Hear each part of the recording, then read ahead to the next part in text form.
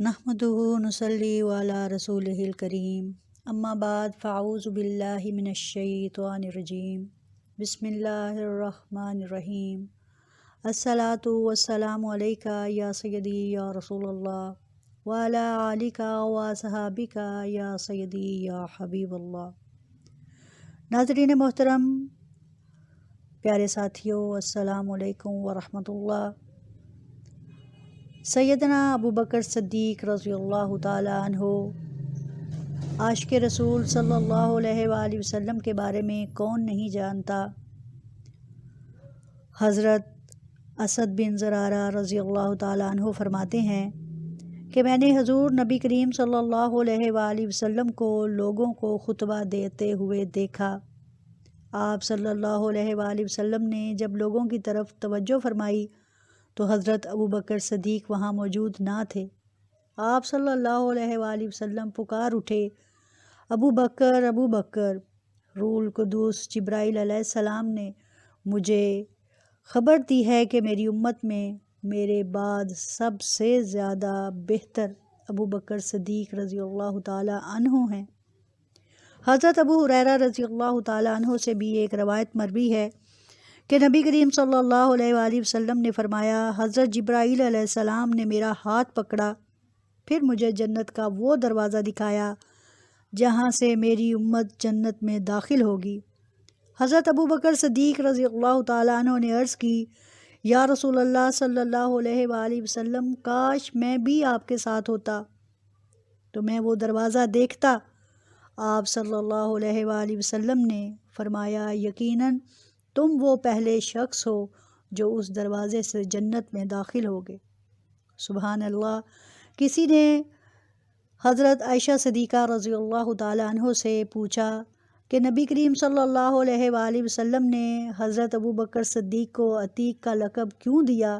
تو آپ عرض کرتی ہیں کہ آپ صلی اللہ علیہ وآلہ وسلم نے حضرت ابو بکر صدیق پر خصوصی نگاہ فرمائی اور ارشاد فرمایا، تم آگ سے آزاد ہو۔ چنانچہ اس دن سے آج تک اب لوگ انہیں عتیق کے لقب سے بھی جانتے ہیں۔ حضرت ابوبکر صدیق رضی اللہ تعالیٰ عنہ ہمہ وقت بارگاہ مصطفیٰ صلی اللہ علیہ وآلہ وسلم میں سراپا ادب بنے رہتے اور سود و زیاں سے بے نیاز، ہر وقت نبی کریم صلی اللہ علیہ وآلہ وسلم کے ایک اشارے کے منتظر کہ کب حکم ہو اور وہ اپنی جان اور اپنا مال آقا دو جہان حضرت محمد صلی اللہ علیہ وآلہ وسلم کے قدموں پر نچھاور کر دیں۔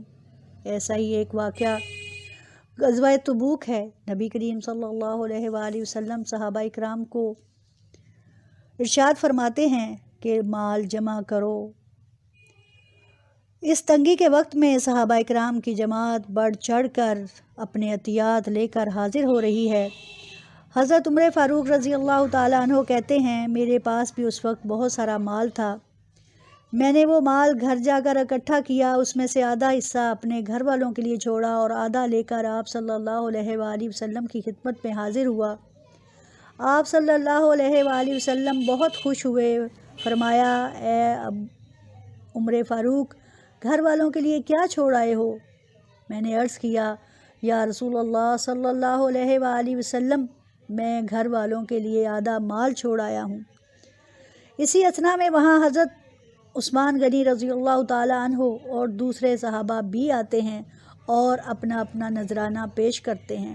اتنے میں کیا دیکھتا ہوں کہ حضرت ابوبکر صدیق بہت ساری چیزوں سے لدے پھدے آپ صلی اللہ علیہ وآلہ وسلم کی خدمت میں حاضر ہوتے ہیں۔ جسم پر کرتا بوریے کا پہنا ہے اور نبی کریم صلی اللہ علیہ وآلہ وسلم کی خدمت میں حاضر ہو جاتے ہیں۔ آپ صلی اللہ علیہ وآلہ وسلم پوچھتے ہیں، اے ابو بکر، گھر والوں کے لیے کیا چھوڑ آئے ہو؟ تو فرماتے ہیں، یا رسول اللہ صلی اللہ علیہ وآلہ وسلم، میں تو ایک سوئی بھی اٹھا کر یہاں لے آیا ہوں کہ وہ سوئی بھی کسی مجاہد کے کام آ جائے گی۔ گھر والوں کے لیے اللہ اور اس کا رسول کافی ہیں، میرے اور میرے گھر والوں کے لیے اللہ اور اللہ کا رسول کافی ہیں۔ اسی لیے اقبال نے فرمایا، صدیق کے لیے ہے خدا کا رسول بس۔ حضرت ابوبکر صدیق رضی اللہ تعالیٰ عنہ کے اس عمل کو آسمان پر اللہ تعالیٰ اور فرشتوں نے اس قدر پسند فرمایا کہ اللہ جھوم اٹھا، فرشتے جھوم اٹھے کہ میرے نبی صلی اللہ علیہ وآلہ وسلم نے سخاوت اور مال نچھاور کرنے کی کیسی مثال قائم کر دی۔ آسمان پر فرشتوں نے ویسا ہی لباس پہنا اور عرش معلیٰ کا طواف کیا۔ سبحان اللہ، جس کے ساتھی کی مثال اور جس کے ساتھی کے طریقے پر فرشتے بھی جھوم اٹھیں اور فرشتے بھی ویسا لباس پہن لیں، یقیناً ان کا مقام بہت اعلیٰ ہے۔ حضرت ابوبکر صدیق رضی اللہ تعالیٰ عنہ کے بارے میں حضرت عمر فاروق اپنے خلافت کے دور کی بات کرتے ہیں، کہتے ہیں کہ جب میں مسند خلافت پر متمکن ہوا تو پہلا کام، میں جب بیت المال میں داخل ہوا تو میں نے پوچھا، بتاؤ تو حضرت ابوبکر صدیق کون سا پہلا کام کیا کرتے تھے؟ لوگوں نے بتایا کہ وہ سب سے پہلے خاموشی سے آ کر ایک بوری اناج کی بھرتے اور ایک طرف کو نکل جاتے تھے۔ انہوں نے پوچھا، وہ طرف بتاؤ، کس طرف کو نکلتے تھے؟ تو جب نشاندہی کی، آپ نے بھی ایک بوری اناج کی لی، اپنے کندھوں پر رکھی اور اس راستے پر چل دیے۔ جاتے جاتے وہ راستہ ایک نابینا کے گھر پہ جا کے ختم ہوا اور آپ اندر داخل ہو جاتے ہیں۔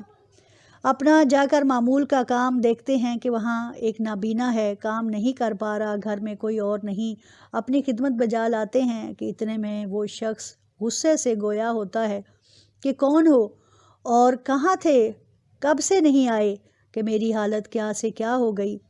حضرت عمر فاروق رضی اللہ تعالیٰ عنہ کہتے ہیں، میں لگا رہا یہاں تک کہ مجھے اس کے سوالوں کا جواب دینا پڑا کہ میں عمر فاروق ہوں، خلیفہ دوم، اور جو تمہارے پاس آتے تھے وہ خلیفہ اول حضرت ابوبکر صدیق تھے۔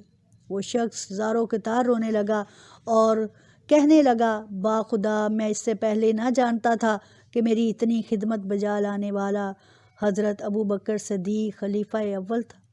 اللہ تعالیٰ انہیں کروٹ کروٹ جنت نصیب فرمائے اور ان کو اپنے جوار رحمت میں جگہ دے کہ جس نے میرے جیسے غریبوں کو یوں اچھے طریقے سے ان کے ساتھ اچھا سلوک کیا اور سایہ شفقت دیتے رہے۔